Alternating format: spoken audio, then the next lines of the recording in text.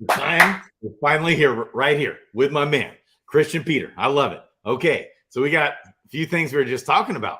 Ooh, lots of things going on. DeFi Kingdoms. Okay, so first of all, this tweet went out today. Why is so Hansi or Hansi?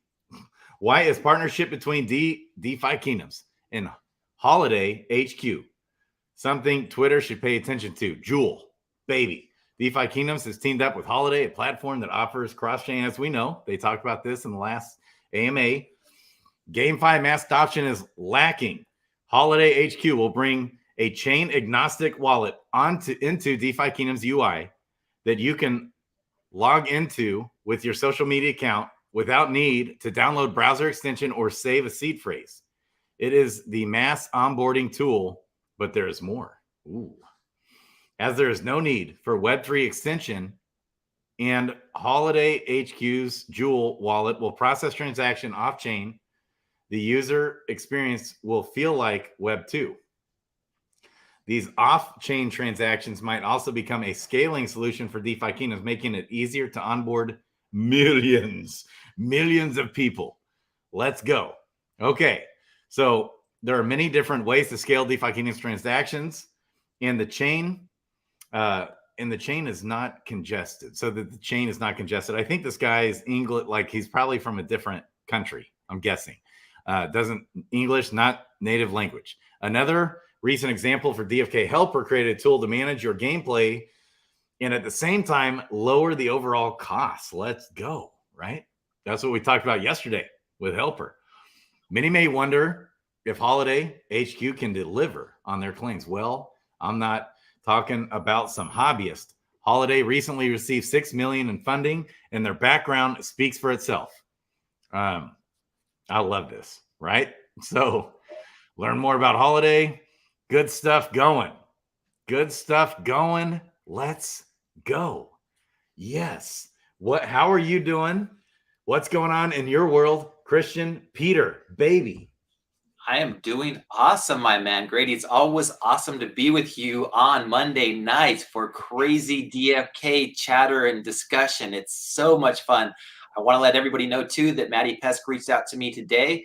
I'm going to be on Bogside Chats tomorrow with Franz and Guy Kid and Maddie. So looking forward to that. That'll be a great Tuesday night. So make sure you join us there.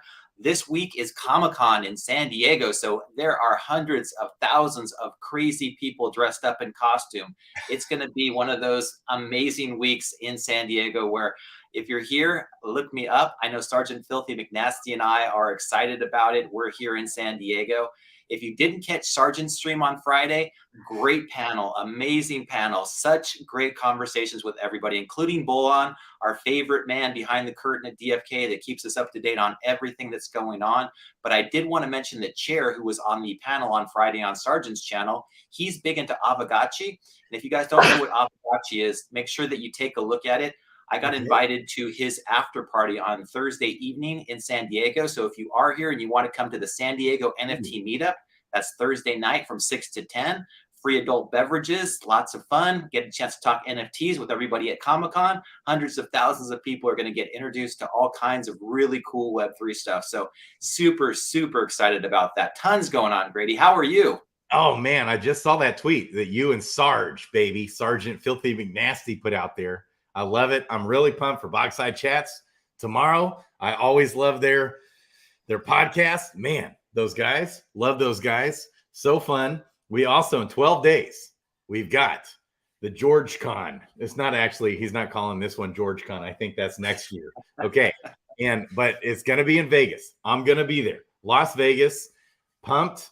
Anybody, if you still want to go, you can get tickets. There's going to be an open bar, different things going. Sin City Crypto. We've got, I think, Brian D. Evans. A lot of people are going to be there. Okay. Big nice projects. And anyone who's interested in DeFi Kingdoms might want to pay attention to that one. Okay. I think I mentioned that last week. Just a reminder, not exactly sure what's going down. I think something's going down. Okay. Definitely. Well, I've got a chat thread with Jet going. Unfortunately, I couldn't get him on this evening. He had to cancel, so we're going to reschedule for later on this week. but I'm going to record probably an hour or so session with Jet where I'm going to edit it down to hopefully the best 8 to 10 minutes or so and be able to do a weight hourglass overview, what my feeling is about it. I know, Grady, that you had Panda on and you guys talked about weight a lot. I'm super excited about what they have in store for everything. And it just sounds like, everybody who's been really upfront and engaging, and there's so much thoughtful, kind of discussion around it. Then so many big names are jumping on board. I'm really interested to find out myself, delve a little bit deeper, get the insight from Jed on what they're doing and how they're doing it. So super excited about that as well. That is really exciting that Jet's coming on. I don't know what he's got going in the hopper, but it's something big right now as we speak. Like, he's been pretty quiet on Twitter here lately. Yeah. So yeah, he wanted to wait until they had the date, and as we all know, it's going to be September 7th for the original, the debut of the next crypto gem. So we're all looking forward to that. We're all excited for the simple fact that we're hoping, we're crossing our fingers that DFK is one of the contestants, and if they are, phenomenal, right? We get exposure to millions of new hopeful players, and by that time as well, we've got the Holiday partnership up and going.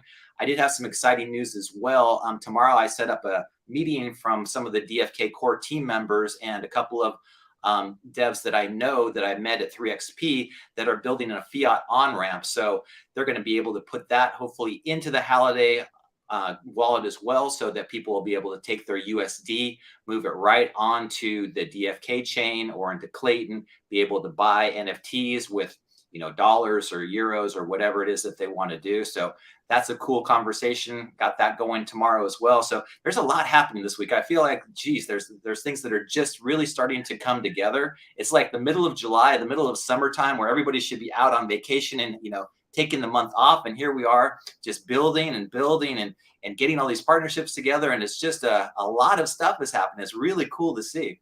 It is wild. Everything going right in the middle. It's like, I feel like it feels like the feeling. It's like the deepest part of the bear market right now. It's like, but there's so much bullish things coming. And I know, it was pushed back, as we know, September 7th, next crypto gem. That's because Jet has some massive partnerships. It was worth the delay. Big, massive sponsors, partnerships, things going. And he said there's big things coming to the table for not only this season, but next season, which is going to, I doubt that'll be by the end of the year anymore. These push back a little bit, but maybe beginning of next year. I think they want to crank out season 2 fast. They just want to keep it going. I wonder what their goal is. I should ask him if his goal is to crank out 2 or 3 seasons per year, would be my guess. Once it's like getting up and going. There's triple the funding for season 2 compared to season 1. In season 1, he had told me, like, we have all the money we need. He had zero attention or focus placed on trying to raise funds for the show, which is most of the time people's like one of their biggest headaches, challenges. Not him. And then not only that, but it's triple the funding for season 2. And I think he's already got agreements going for season 3 even. And so big vision, big time things going. We know the Hourglass Wait token is the primary token for several projects that in their incubation program for Hourglass Wait. And it's big. It's going to be big. Like things like the first one, of course, next crypto gem, season 2, the Wait token will have utility, but also we got Alpha District, the game up and coming. Alpha District coming out next year. It's a sci-fi futuristic Halo type video game that's going to be phenomenal. And the Wait is the exclusive token in that game. Really excited about that. And then I think they're I think there's going to announce another project that is in their incubation program here soon. We've been hearing all about the mega gigawatt or whatever next project. Man, what's going on with DFK these days, man? Yeah, the DFK today development was basically put on hold because we were creating a custodial wallet that was similar to what they're doing with Holiday. So I basically talked to Bull on Dr. Zipper, Sun Bear a couple of weeks ago and said, hey, what are you guys doing? What's the big plan here?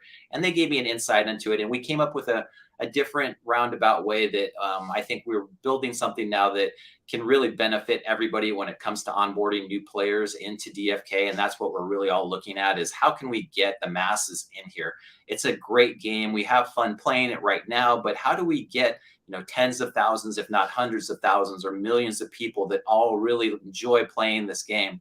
And I think that the main goal, from everybody from DFK helper all the way on down, is to make it the most pleasurable experience that we can for people, make them enjoy the fact that, okay, I'm playing this game. At the same time, I've got a potential to earn some, additional funds from it. I was just thinking back to the very first game I ever played, and I found an actual clip on YouTube. It's called Odyssey.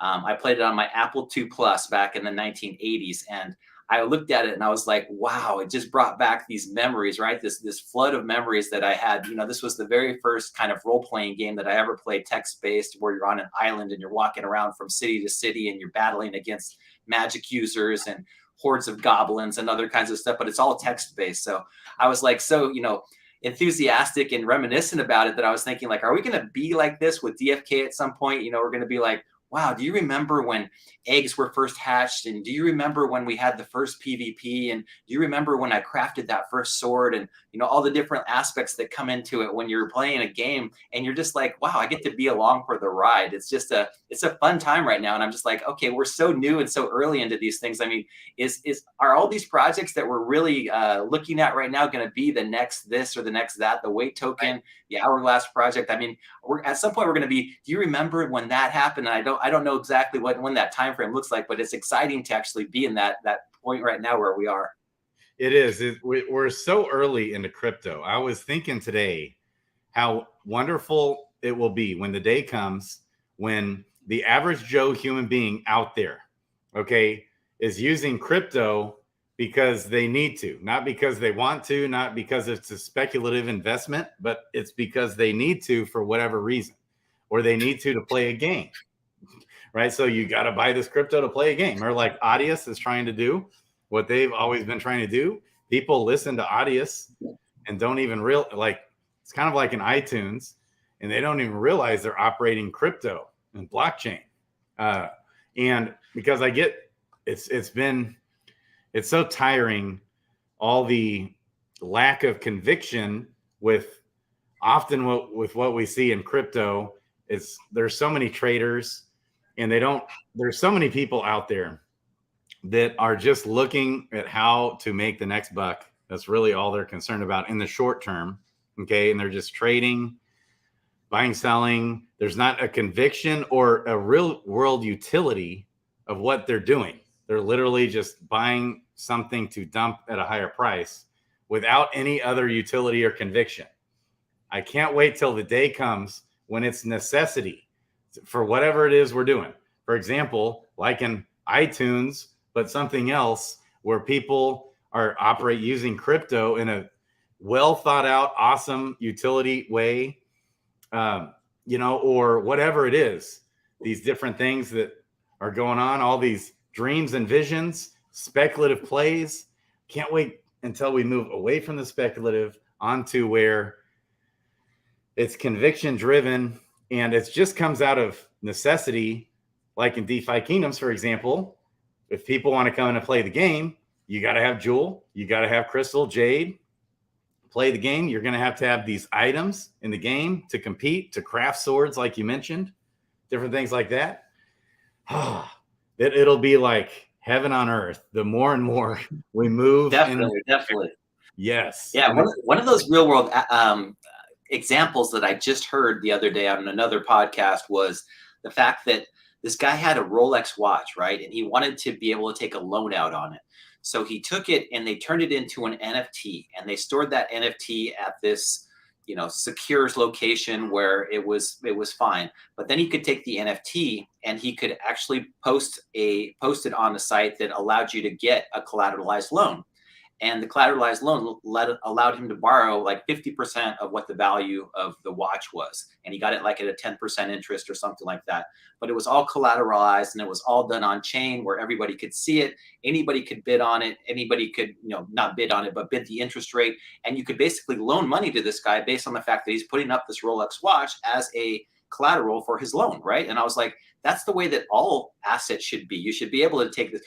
And the guy who was doing the podcast was like, people can do that right now, but it's basically taking your item to a pawn shop and getting screwed over, right? Because the pawn shop guy is going to be like, oh, I'll give you $50 for it. And they're like, yeah, but this is a Rolex. It's worth 25 grand. He's like, no, right. It's worth 10 grand to me, and I'll give you half as much, and it'll be a 20% interest. And if you don't pay me back in a month, I'm going to sell it, and you're out of it, right? Because that's all they really want to do.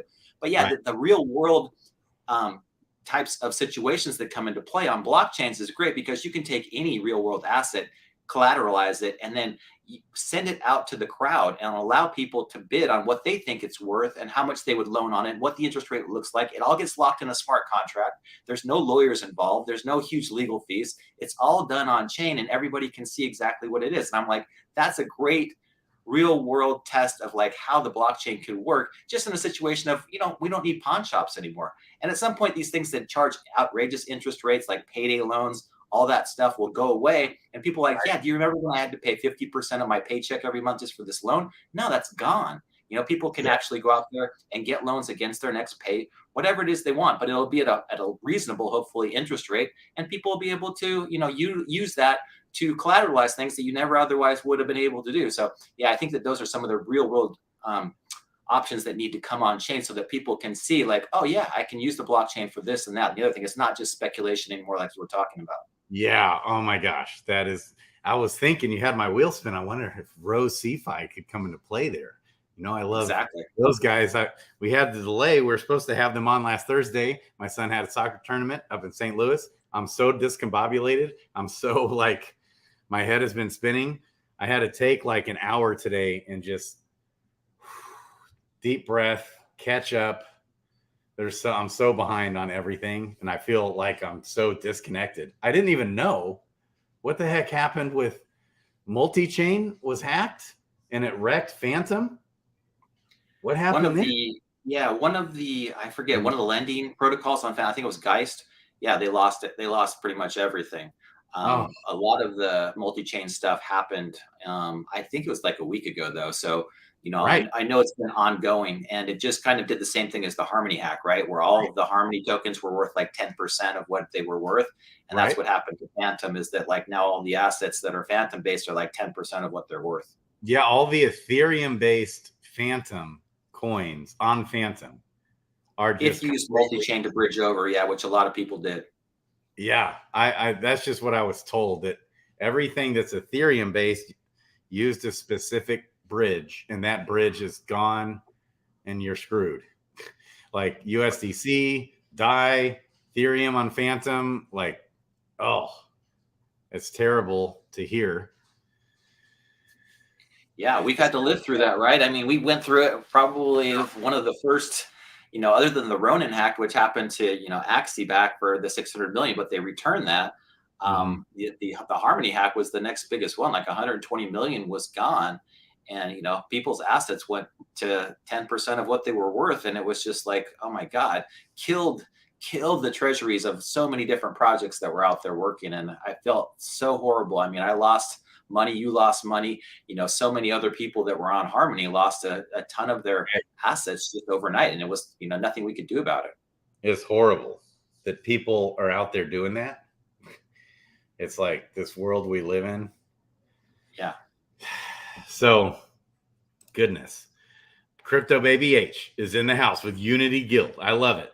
Companies with a large presence in Europe are adding cryptos to their treasury to support pay-on-demand laws in Europe because it is easier way to pay with crypto. Nice. I love it. There's so many other countries where the currencies get devalued so quickly. And it's funny that, not funny, but it's a tragedy almost that we live in the US where they declare that currencies like Bitcoin and Ethereum are high-risk assets.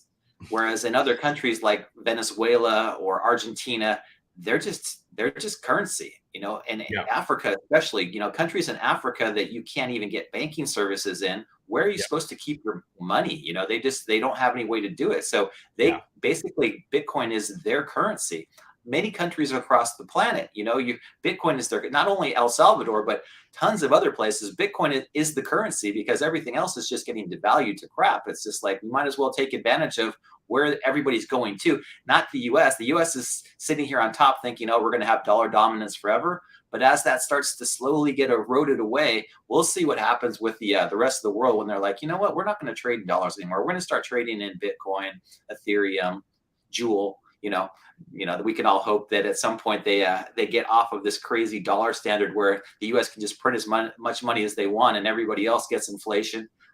It's just one of those things that needs to get changed, and it will. It'll rectify itself over time. It's just, it can't happen soon enough where everybody decides like, oh, we want a currency that allows us to trade at a certain value, and that value can't get devalued because one government decides, oh, I'm going to print hundreds of billions or trillions of units of this, and it's not even printing anymore, right? It's just them pushing the button. It's just, it's horrible to see like how the currency gets devalued all over the world and nobody can do anything about it. The bankers basically have their finger on the button and can push it whenever they want. It's awful.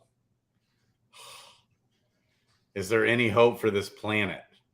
Yeah, there is, because, you know, you have smart people like Michael Saylor and, you know, Vitalik Buterin and all these guys that have the gigabrains that are looking at like, how can we change this? How can we make it better? How can this planet be a more level playing field for everybody? I mean, it's so weird to me that I think one of the other podcasts I was watching is like, people work, you know, humans work so that we can get time off. It used to be where we'd work as least amount that we could as possible, like an hour or two a day, planning and gathering and doing what we had to do so that we could enjoy the rest of the day. Now it's like everybody works 12 hours, 16-hour days so they can try to get ahead.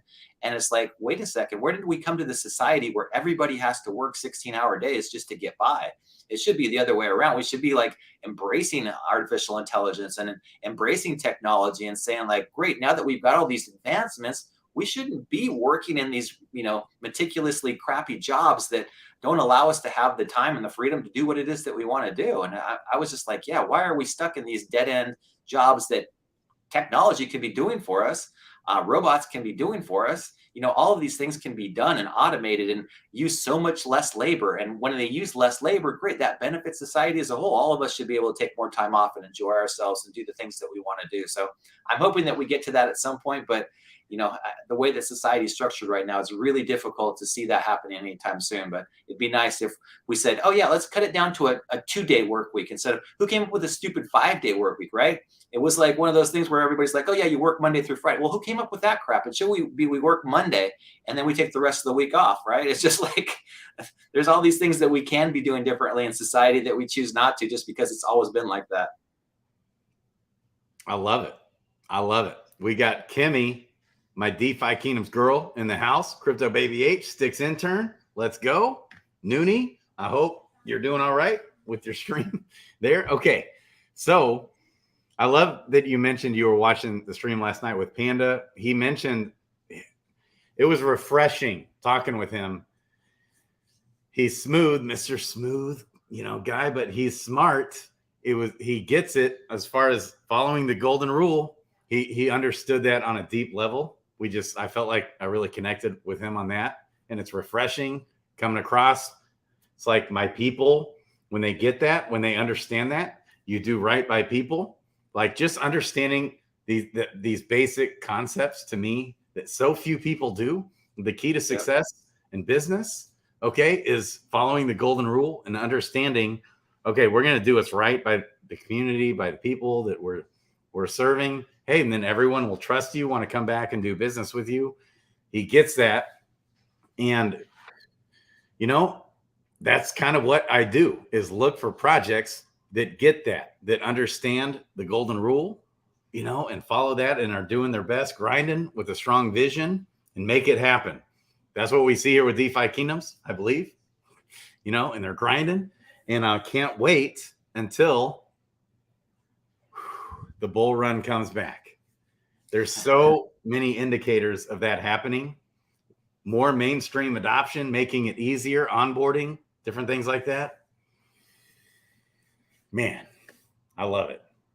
Yeah, there's so much that's happening right now behind the scenes at DFK. It's amazing to even think about like all the progression that's going on. And I was just watching the Bankless podcast today. I know Stixon, Turn, and I are big on Bankless. I hope that the rest of the DFK community is as well. But if you go to this Bankless video, YouTube, and you watch their video that came out today, the very first segment in the first 10 seconds, you'll hear exactly what one of their guests says, which I think everybody should pay attention to, is that if you can see in your heart that a project or something that you're watching has more value than is perceived by the rest of the general public, 2x, 3x, 5x, 10x, 100x, what it is worth, what it's valued at, that's your ability to take advantage of your knowledge and be able to utilize that in order to make some type of a profit from it.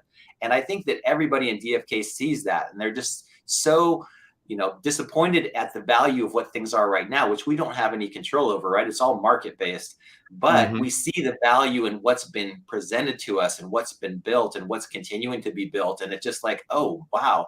Yeah, I can see it. I can actually, go out there and play it. I can go out there and see what's happening. And I know that like this project has got so much value that is unseen.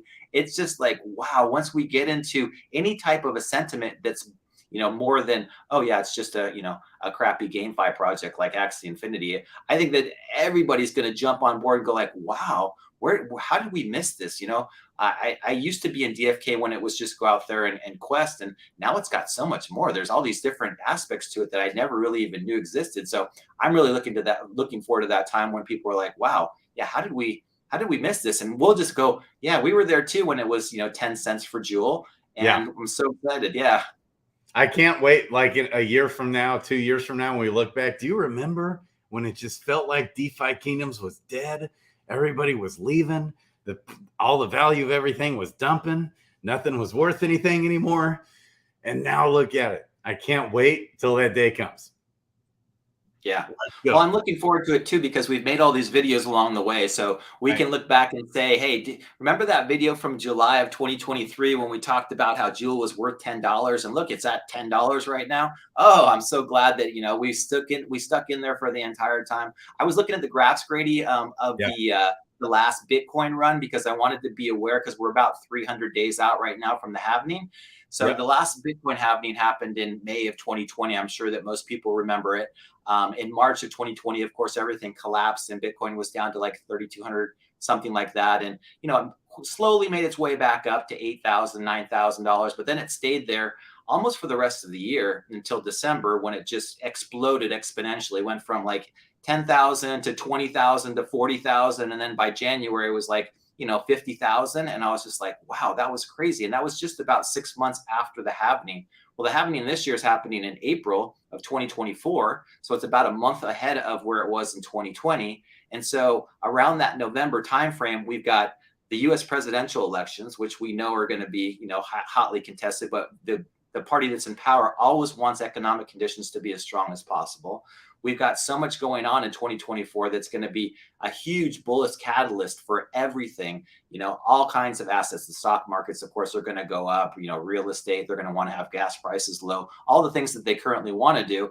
And then when we see that happen, the halving happens, so miners are making half of what they typically would. Bitcoin starts to go up because there's really a lot of buy pressure when, the miners have to make their money's worth, and everybody else is coming in to buy. Then Ethereum, I was talking to Eric David Tippett about this a lot. It's like usually Bitcoin leads the way, then Ethereum takes off, and then about a month after that to 45 days, all those altcoins that you're like, wow, these alt level, layer ones and all these other things, all these other projects that were kind of, on the periphery of everybody's minds, like the Uniswaps and the Aves and all those just start to explode, and you're like, whoa, how did this go from 10 cents to $100? And everybody's like, God, how did I miss this? Well, the people that were there the entire time were always using Uniswap, and they were always using Aave and Curve and Convex and all the DeFi stuff that was happening. But it just so happens that once everybody comes into Bitcoin and they start putting their money there, they make a little bit of money, then they throw it into Ethereum because that's the next easiest thing. And then they start looking down the the pipeline, and they're like, okay, I've got these GameFi projects, hopefully we'll have the Illuviums on board by then and all the other ones. And we're like, DeFi Kingdoms is like doing started doing a bang up job with everything. So I'm excited about 2024. I think it's going to be huge. And looking back on these videos today, I'm like, I'm excited to see what, if we're right and how right we are when it comes to the amount of adoption and the amount of, demand that people all have for this in the next 18 months or so. I love it, man. Well said. Well, that's why everyone loves watching the show. When you're on, you just flow. You could be a rapper, Kristian Peter. The way you flow, just right off the dome. I love it, man. Yeah. Well, I always try to keeping it real is the best thing you can do, right? I mean, it's like we both know that if you're speaking from the heart and you're great at this, Grady, you always are there from the heart. Even if you're wrong, you're going to be saying it like you see it. You're going to be telling it like it is, and everybody appreciates that and enjoys it. I think that what we talked about a lot, and I think the Brown Gent talked about this on his stream as well, is that we get offers all the time from projects that are out there that we've never heard about before, we've never seen before, but they're like, here for $5,000, we want you to make content about us. And it's just like, if you do something like that and you don't feel it, you're not in their ecosystem, you don't understand their project at all, it really dilutes your brand, and it makes you become the sellout that a lot of other YouTubers are out there, a lot of other content creators are. But if you speak from the heart and you're there, I mean, everybody knows I own a lot of Jewel, I own a lot of DeFi Kingdoms, I love the team, I love what it is they're doing. All the projects I talk about, I usually own. I don't own any of the Wait token yet, but I'm interested to hear what Jet has to say and figure out more about it. I don't own any of the Dragons Crossing NFTs, but I see like people having fun, enjoying the game. There's lots of things out there. There's lots of other projects that I don't own that I sit back and watch. I can't own everything. There's only so much time in the day, but the ones that I do, I love Jewel, I love Ethereum, I own my Bitcoin, but the rest of it out there, it's all speculative. But find a project that you like, stick behind it, pay attention to what the team's doing. If they're building, if they're making changes, if they're growing, if they're doing the things that they need to do in the spare market, you're going to come out the other side looking like amazing. Right. Last night I mentioned Polygon. I remember 4 years ago, Polygon 5 years ago, it looked like, to me, from my vantage point, they were not looking like a winner. They were looking like they were going to die. There were some issues going on with the team, the tokenomics, some different things. I remember it pumped up from less than a penny up to about 4 cents. And it was like, wow, and everyone was bullish. But then there was just some shaky things. And it went down to a penny. For a long time, it was like below 4 cents, all the way down to a penny. And it just looked like a ghost town, I remember. But they pulled through. They were actually secretly grinding. They were actually doing the right thing. And they turned out being one of the big time winners. And they still, to this day, look at what they're worth. It's $1. Okay. They're last 4 years ago or whatever, they were at a penny. Now $1 in the bear market, or ish, 80 cents, whatever, wherever it's at. So, man, sometimes it's like that. You nailed it when you just have to really try and deep dive and follow the team. That's why we're here supporting DeFi Kingdoms. That's why I love Dragons Crossing. Okay, because I know those guys. I trust those guys. And the game, as you heard, right before we hit play, right before we started the stream, my son Elisha goes, "Dad, I just got another spell book." Let's go. Is that your 4th spell book today, buddy? Yeah. 4. Like, we've had days where we only get hardly anything. I've got 44 heroes now, Kristian, on Dragons Crossing. It's nuts. So I've employed my kiddos. They're out there grinding, playing this game. They're loving it. Okay. So that's great. Yeah, I love the fact that, when you've got the kids that are playing, I mean, I'm to the point now too, where I'm looking at it like, how many new people are coming in? How many people are buying more heroes, right? How many people are buying pets? Yep. And I know that, like, with I think it was Crypto Baby H bought a Gen 0. I saw it on Twitter. Sergeant's bought a second one. Yeah. So it's like, okay, we've got new people who are in the Gen 0 party. That's fantastic. Yep. Crypto Baby H bought her first one. She said it was her largest crypto purchase ever. Yep. I love it. I remember looking at my first Gen Zero when it was $6,000, right around $6,000 was the floor for a Gen Zero. And I remember thinking in my mind, how can I logically represent this purchase? I was like trying to do the math and I couldn't, right? It was like impossible for me to justify buying a Gen Zero when it was $6,000. This was like in November of 2021. And I was just like, okay, I just can't justify it. The next day, it was like it got bought up, and there was one for 10,000. And then I think the next day that one got bought up, and the next one was like 12,000. And the next thing I knew was the middle of December, and everything was like 40,000. And I was like, God, I missed my opportunity to buy that Gen Zero. And that was a different time and a different place. But at the same time, I look back on it going like, okay, I couldn't justify it technically in my mind at that time, but I saw that there was value there. And, when you see that there's value in something, especially where they are right now, and I trust Brown Jen and his analysis as well, is like, hey, if I see something that's undervalued, I'm going to buy it. I can sell it, a couple of days later and make money. But I'm thinking if you buy a Gen Zero today, hold on to it, baby. They're going to be worth a lot more at some point in the future. I mean, why sell it? Why sell any of this stuff right now in DFK? There's just like, we might as well buy these assets where they are and know that, okay, maybe a Gen Zero doesn't have a ton of utility other than the summoning portion right now. But at some point, Gen Zeros, they are going to come into play when it comes to questing, when it comes to crafting. We know that these Gen Zeros are going to be worth something. Perilous Journey, they always they were the best guy to take over the Perilous Journey. There's going to be other Perilous Journeys that happen. There's going to be so many other quests that we go on where a Gen Zero is going to come in handy, and you're going to wish that you had one. And when they were $1,200 or $1,500 or whatever you buy them for right now, you're going to be like, wow, that was such a great buy, because now the floor went up, because now you have to have one to do this, that, or the other thing. So I'm looking forward to those too. Oh, yeah, they talked about that, how just by owning a Gen Zero might add other additional benefits coming. I mean, down the road. What else? I did catch the AMA, but I was at my son's soccer, was distracted. Was there anything else I missed? So the big thing obviously is the Holiday partnership, which I'm going to talk to the guys on Bogside Chats tomorrow about in depth, and I know that everybody else will be as well.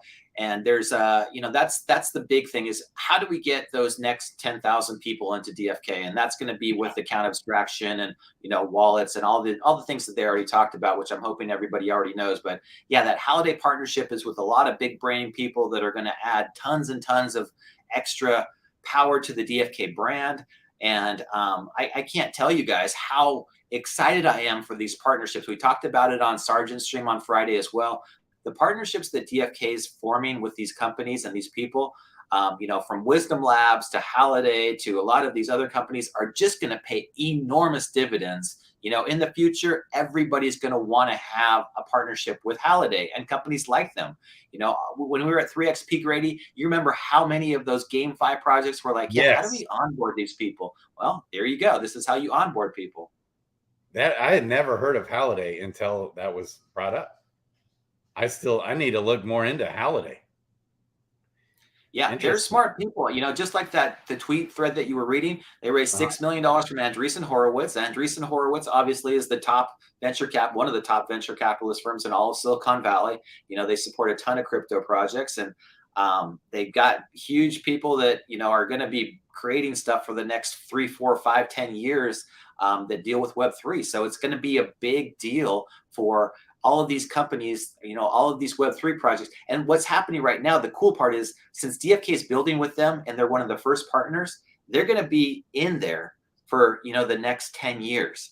And when companies then are coming to Holiday, I think of this like a Chainlink partnership, right? Chainlink is the biggest oracle in all of Web3. You've got to have a Chainlink oracle if you want to be a part of anything. Unfortunately, like now they're in such demand that unless you can give them like $1 million up front, you're not getting a Chainlink, oracle and integrated into your chain. So you want to have those partnerships with the Chainlinks of the world when they're small, like in 2020, before the DeFi took off.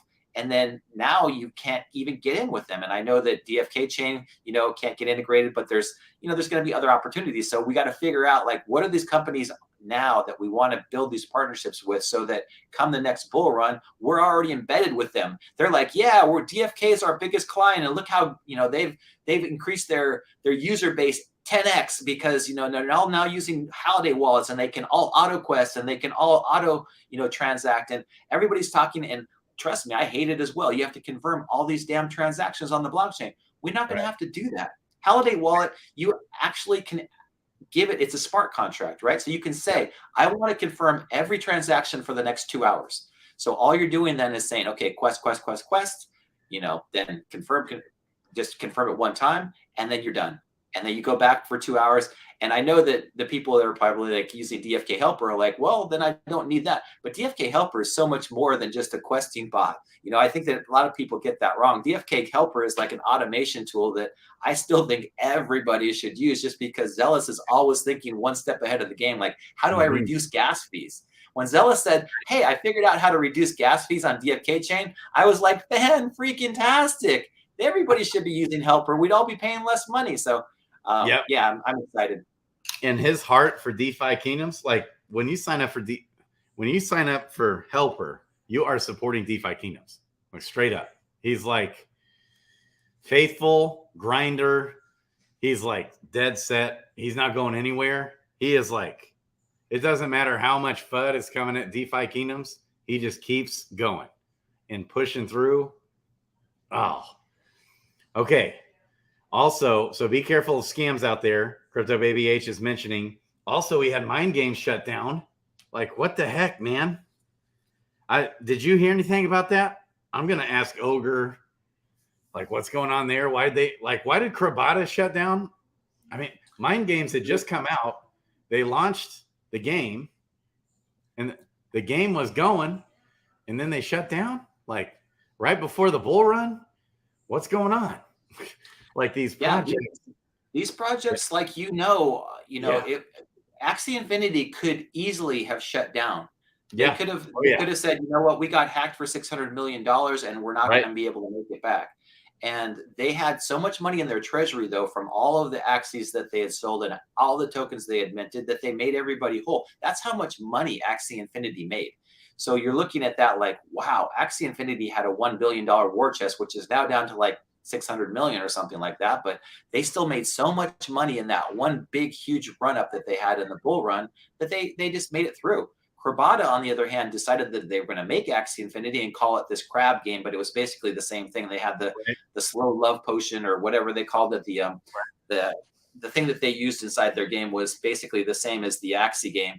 And so it just went to zero. Unfortunately, the tokenomics were such that they just didn't work.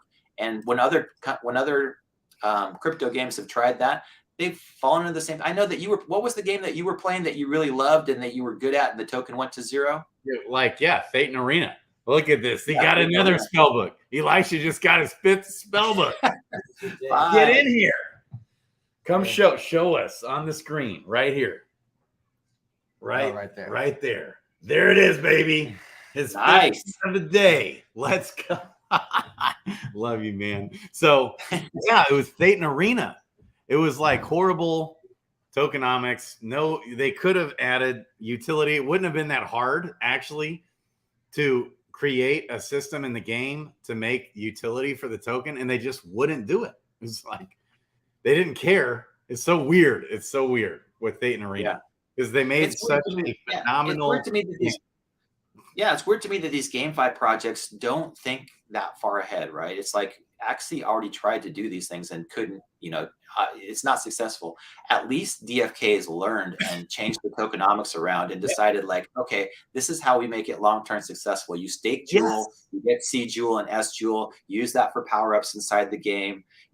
We've got this power tokens that are not inflationary. In fact, if anything, they're deflationary. You can use locked tokens to do things, but it costs you 4x the amount to do those. So the amount of crystal keeps declining, the amount of jade keeps declining, the amount of jewel keeps declining. And I'm like, man, it can only go on for so long, right, Grady, before these tokens decide like, oh, the demand, now there's only 100 million. What happens when it gets down to 50 million? What happens to the token prices at that point? It's just like, wow. Right. And they talked about having more burning utility for the power tokens coming. They did mention that again, I think, right? Was that in this last week's one? That came up in passing. Frisky mentioned that. Yeah. Maybe Last that week's was 2 weeks. AMA, they did talk about that. Yeah, last week's AMA, Frisky, one of the questions Bolon brought up was, can one of the next chains burn power tokens? And Frisky Fox said, yeah, we've been talking about that in the Tokenomics committee, and that's definitely an option. So I think that people get, obviously, they want the power tokens to get burned because the supply goes down, right? And just having economics 101, supply down, price goes up. If demand stays constant or goes up, it's just like, okay, great. Everybody knows price go up, everybody wants that price go up. But I think the biggest thing is we need to focus on the game mechanics themselves, make them fun. Everything being equal, if the game is fun to play, more people will come out. They'll demand Jade to play the game. They'll demand Crystal to play the game. They'll buy some Jewel to stake it so they can get power-ups. It's all, it's not difficult to figure out. The team's smart. They know what they're doing. It's just onboarding the next 100 million people onto the chain and showing them like, hey, this is our game. It's fun to play. You've got all these options. You can go quest. You can, craft items. You can battle. You can do all these different things. I'm excited about what the next, 12 months holds because, with these partnerships that they're building, I think Holiday, it's such a really cool cog for them to add to the game itself. And it's one of those things that I don't think anybody that's inside the game right now really thinks is that big of a deal because we all had to get here one way or another. And we all know kind of what it is that we're doing. We all had to set up MetaMask. We all had to bridge our tokens. We all had to do this. And we lived through it and we understand it. But those people that didn't, I mean, I think Grady, one of the big things I was going to say is, you've done your onboarding, right? You're like on part 4 of 10, but right now it's like, there's no reason to do that anymore because after Holiday comes out, the onboarding is going to be click here, log in with Google. Hey, you've got a DFK account. You're on, it's just like, it's going to be so easy. And it's like, instead of creating these 10-part series on how to get into DFK, it's going to be like a 2-minute video. Go into here, click and make a Holiday wallet, add some money using this, using your credit card, you're done. Yeah. Well, and my next video is going to be on summoning. And I've had a lot of people ask my nephews just getting in the game. And I have been blowing him off because I've been busy like I have everybody else. So I need to get on that, man. Yeah. And speaking of summoning, I mean, I think summoning right now is still one of the most profitable things for me. We don't really talk about like what we're doing inside the game that much anymore, but summoning, I've been upgrading. I've been going through all my heroes and upgrading. I've got so many more mythics from summoning, so many more legendaries from summoning that I just love to pair up those gene pairs. And I know that most people who watch your stream are really familiar now. If you're going into ADFK adventures in DeFi Kingdoms and you're pairing up your heroes correctly when you're summoning, those gene pairs just come up and you mutate them into advanced genes and you mutate them into elite genes. And, God willing, you get that 1 or 2 transcended gene, you get that second life or resurrection. Oh my God, those heroes are, 10,000, 20,000 crystal. And all you did was mutate those genes all the way up the chain. So I think that's still the great way to go. And I know Mythic Squad is fantastic about doing that as well. Mythic Squad. Shout out to the Mythic Squad, baby. Let's go. Man. I know that Be Easy was he's the dark summoning lord. I mean, I call him the Dark Lord because all he does is throw heroes into the pit, which, kind of gives me the heebie-jeebies. And I'm like, oh my God, I can't believe he's doing it again. But he always gets the most incredible heroes and the most incredible genes. And I'm just looking at it going like, wow. I mean, it just, he sacrifices his team of heroes, his legion in order to get the top heroes. And I know when it comes down to it, I don't want to be in a fight with Be Easy because he's going to kick my ass. So, I know that there's those players out there that are just looking to get the best heroes they possibly can. And I've seen some of his Dread Knights and they're amazing. So I have to give him props for that. I love it, man. I love it. I love the chat going on in here. We got Unity Guild helps new people come on into the game, and Mythic Squad does a lot of that too. They really bring new people coming in the game. They'll make you a part of the family. Like Unity Guild will actually appoint someone to hold your hand and get you in the game. But the Mythic Squad will bring you in and make you like a part of a family, make you feel like you're a part and create a community around it. It's a good combo right there. Though it's not, hey, right here, when he said, send your nephew to Mythic Squad, Discord, or Unity.